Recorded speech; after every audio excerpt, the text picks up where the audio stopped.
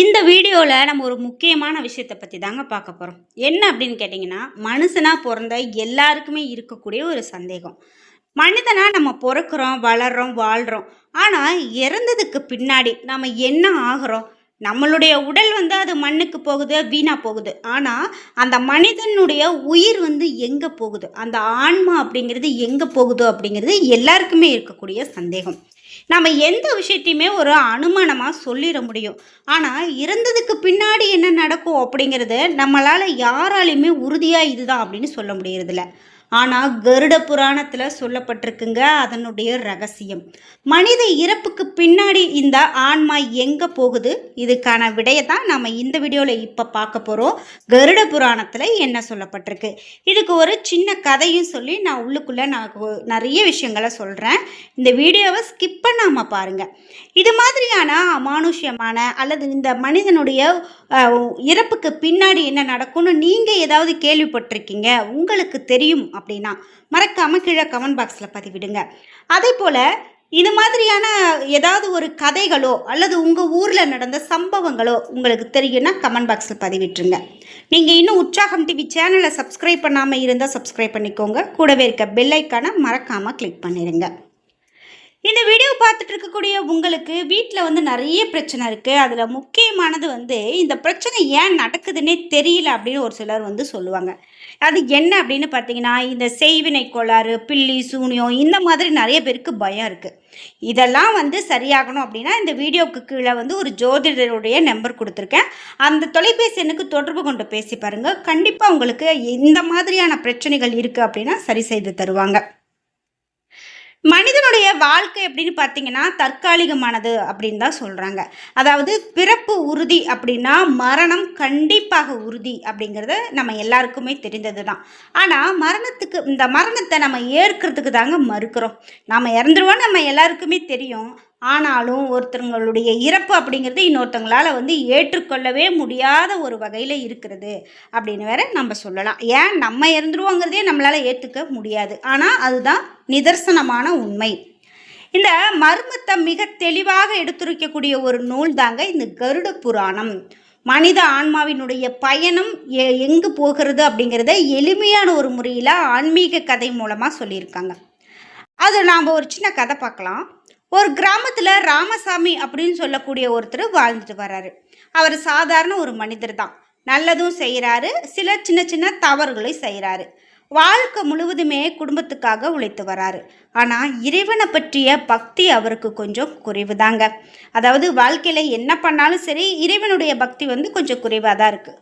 ஒரு நாள் அவருடைய உடலில் திடீரென ஒரு மோசம் அடையுது. அவர் மரணத்தினுடைய வாசலில் நிற்கிறாரு அப்படின்னு சொல்லலாம். அந்த வகையில் அவருக்கு உடம்பு சரியில்லாமல் போகுது. அந்த இறுதி சில நிமிடங்களில் அவர் திடீரென ஒரு விசித்திரமான அனுபவத்தை உணர்றாரு. அதாவது அவருக்கு திவ்ய திருஷ்டி தோன்றுது அப்படின்னு சொல்லலாம்.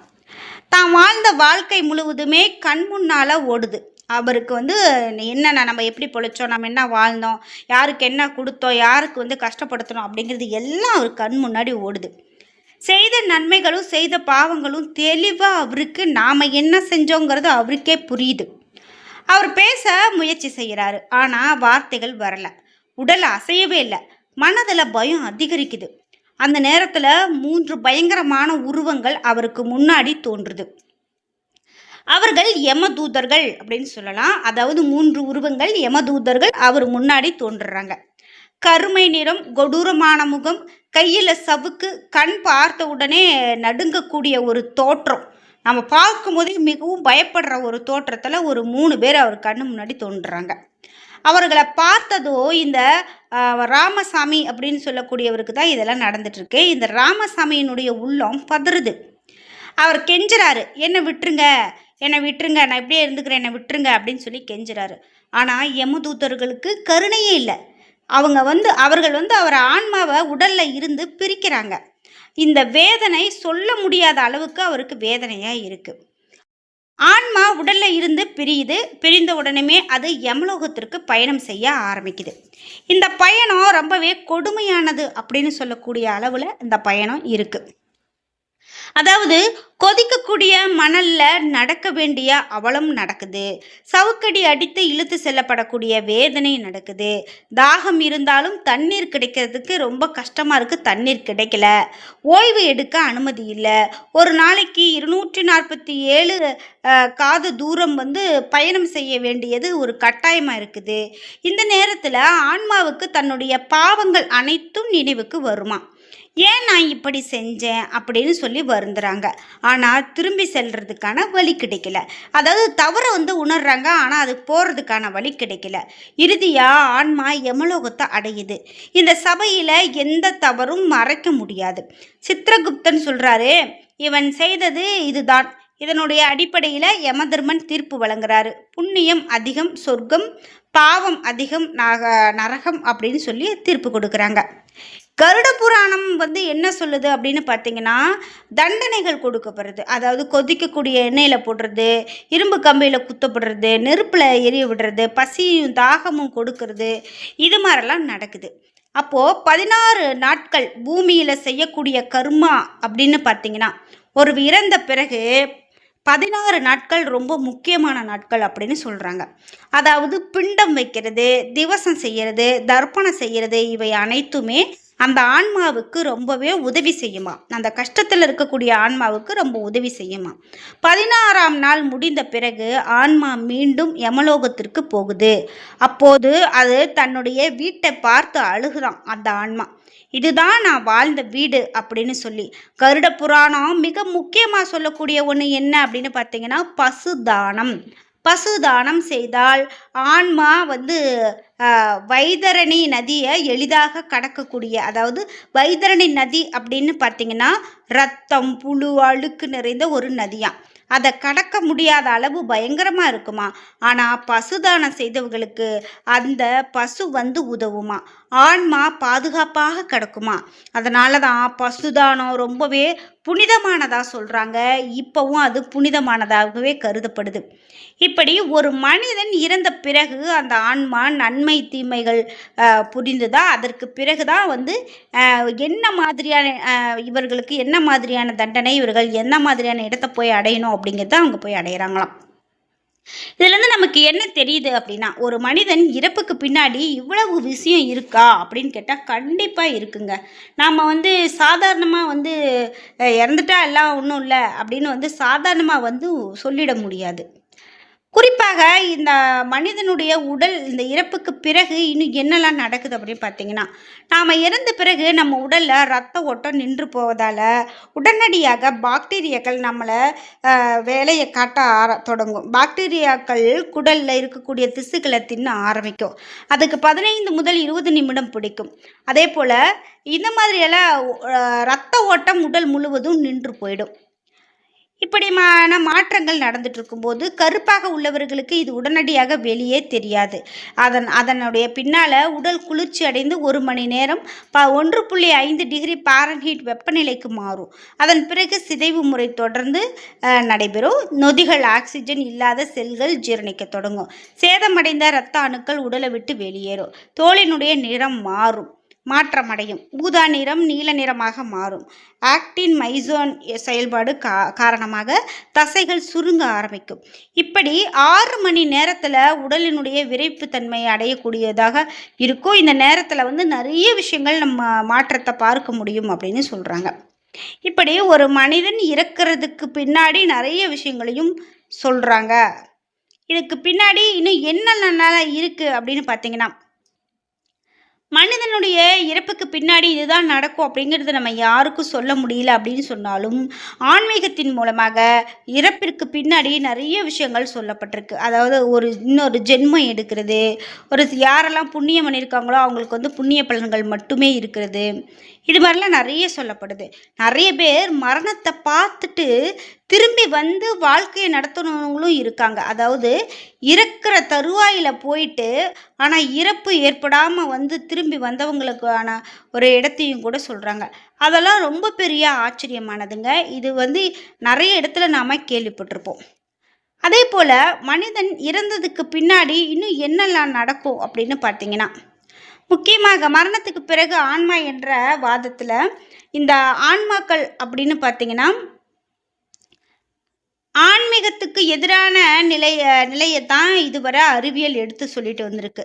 மரணம் மனிதருக்கு இறுதியானது. மறுஜென்மம் அப்படிங்கிறது வினைகளுக்கு ஏற்ற சொர்க்கம் நரகம் அப்படிங்கிறது கிடையாது.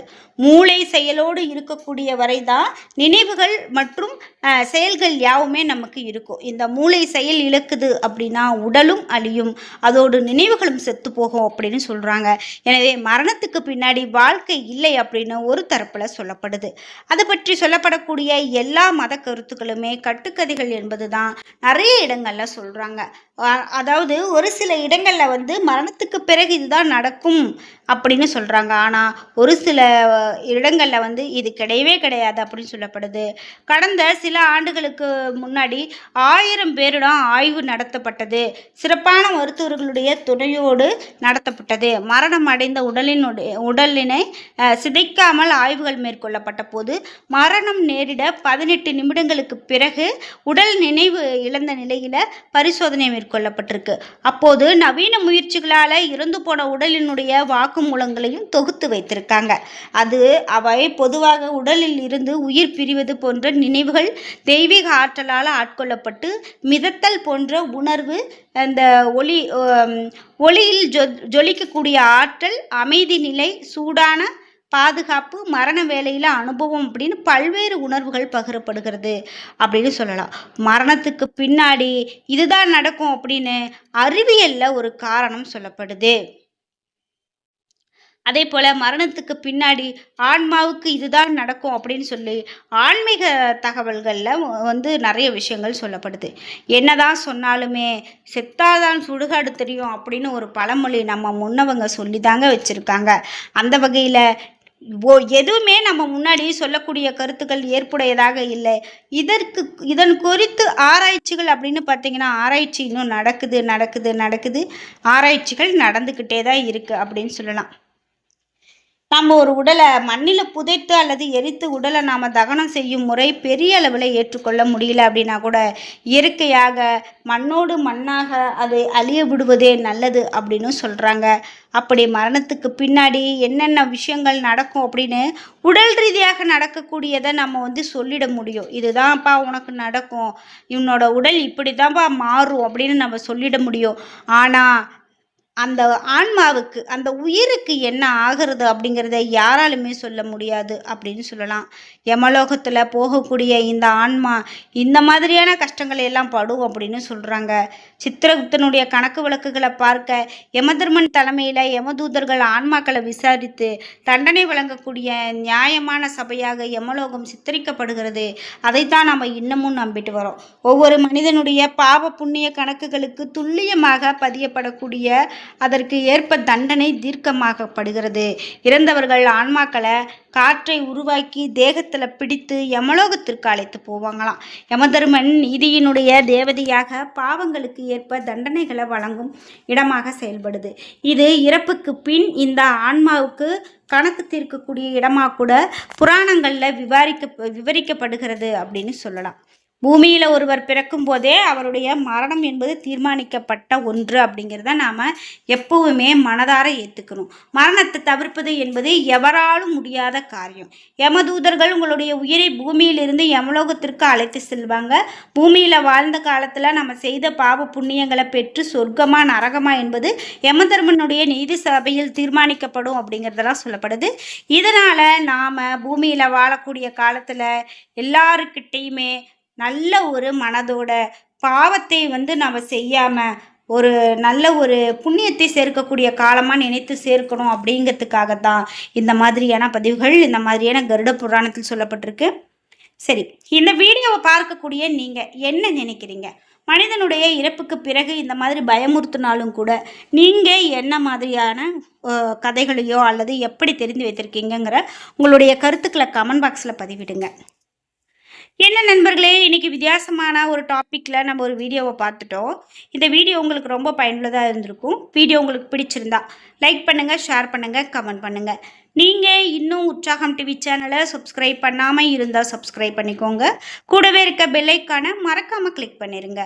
அப்பதான் நாங்க போடுற இது போன்ற பயனுள்ள வீடியோக்கள் உடனுக்குடன் உங்களுக்கு நோட்டிபிகேஷனா வந்து சேரும். நன்றி வியூவர்ஸ்.